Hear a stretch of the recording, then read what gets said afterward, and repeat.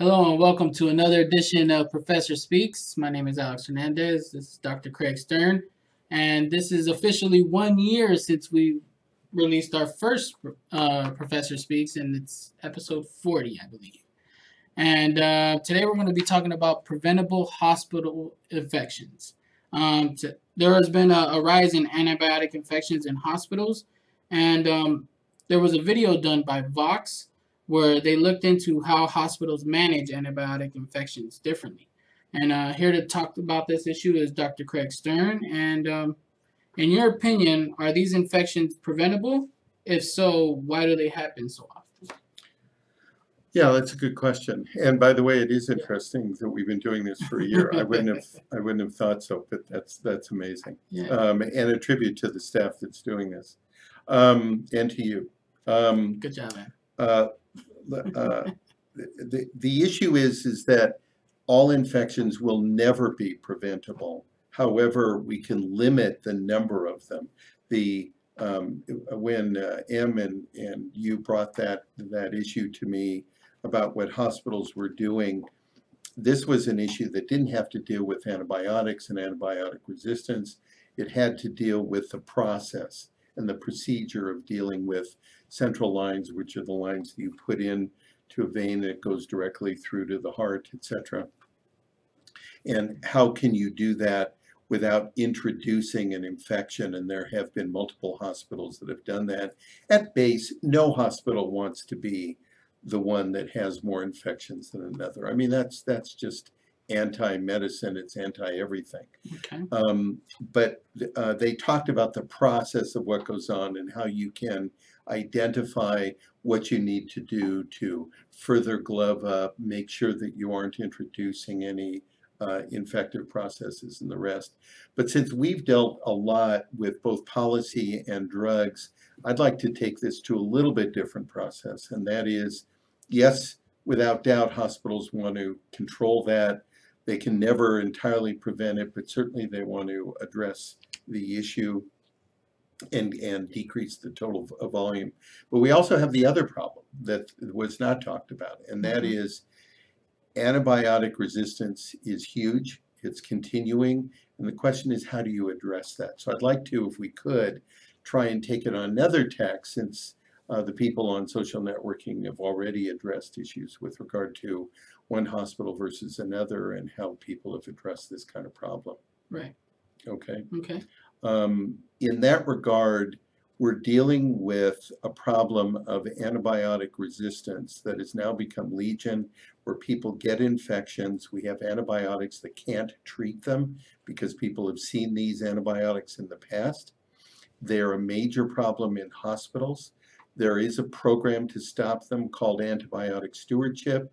But to be fair, with all the hospitals in the country, the vast majority of infections that occur outside of the hospital. They occur in the ambulatory sector, people walking around. And there isn't as great of a program with regard to antibiotic stewardship in the ambulatory care. So while it's a big deal within hospitals, and we don't want to limit that in any way, Right. and especially with central lines and others that go directly into the heart. So you're directly introducing a bacteria into the heart if you have allowed that to happen. Right. There's also the larger problem of what do you do when the antibiotic won't kill the infection? Right. Right. Well, I did mention that there was a rise in the hospital setting. Right. So with that, what is being done to solve that problem? Yeah.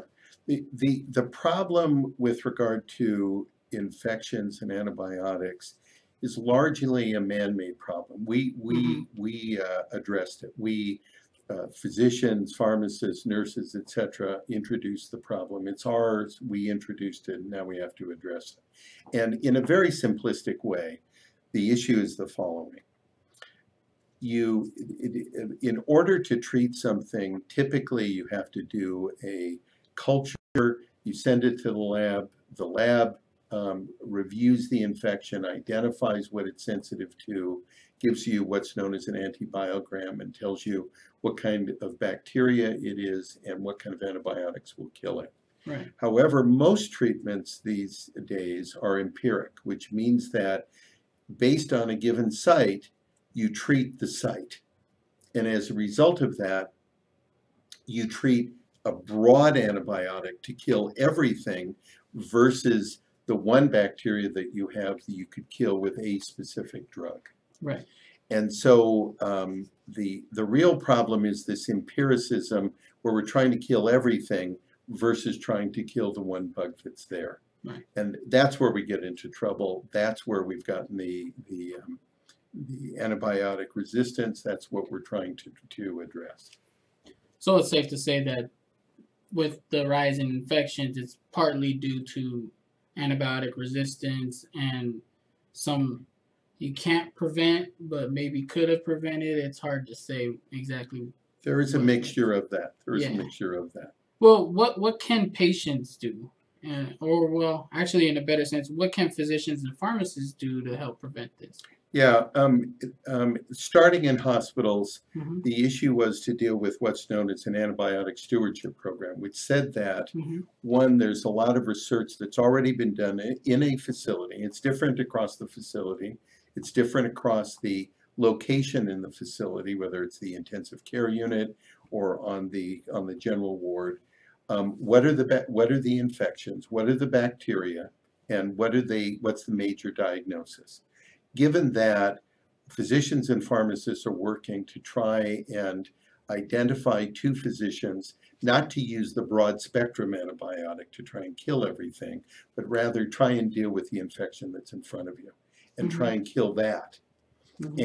And in this stewardship program, to continually focus people back to what was originally taught in medical school, pharmacy school, nursing school, and that is identify the bacteria, identify the site, treat the specific bug that's there, kill it, and then stop. Right. And so that's where the move is going to try and address that. Pardon me, it has not been done as much in an ambulatory setting.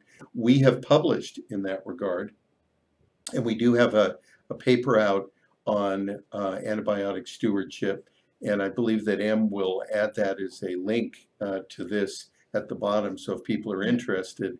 But it was written for professionals, but it'll give everybody an idea of what's the location, an upper respiratory, urinary tract, whatever kind of an infection, Right. what kind of bacteria do you expect, or viral in that Mhm. regard, for which you wouldn't use a antibiotic, Right. and then try and focus people to treat what's in front of them rather than using shotgun approach and trying to deal with it. And speaking on the ambulatory side of what can patients do to help decrease the amount of infections occurring? Yeah, that's a really good question. Yeah. And to be honest, Alex, most people don't ask that question. Right.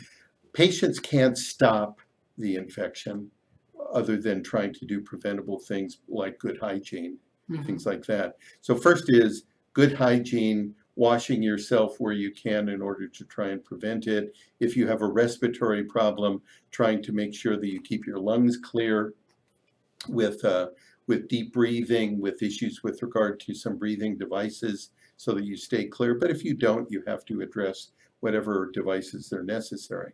What you also want to do is keep track so that you can tell your doctor, Mhm.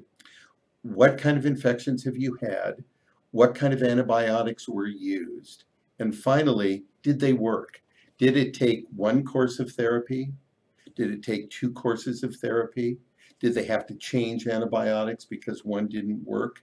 And any kind of allergies. If they keep just a simple card of what kind of things they've had so that they can tell their doctor about it, that would be a major thing, so that the doctor, even pharmacists, know what they've had, and then they can say, well, they've already had that. They've already had problems with it. We're not going to address it, because you're trying to get the bacteria killed, but you're trying to prevent adverse reactions. You're trying to prevent any allergic problems. You're trying to prevent any side effects. And this helps because you've got the history and you're giving it to your provider. Right. Very helpful tips. And that'll be it for today for our edition of Professor Speaks. Like I mentioned earlier in the show that we're a year in now. We have 40 episodes, so please feel free to look down a Facebook feed or our YouTube feed and We also have an audio version online. It'll be at propharmaconsultants.com. You can look for Professor Speaks. Also, in our website, we have RxInfoX, which is a free information page for you to go and look what's trending in the healthcare industry today. And also, follow the link below for antibiotic stewardship article that Dr. Craig Stern was talking about. There's a couple of articles about it, right? We do. Yeah. We have one specifically on antibiotic stewardship in the ambulatory sector that was written by a few of our interns and me. So we've got some documentation for people to look at. Great. Thank you, and we'll see you again next week. Have a great day.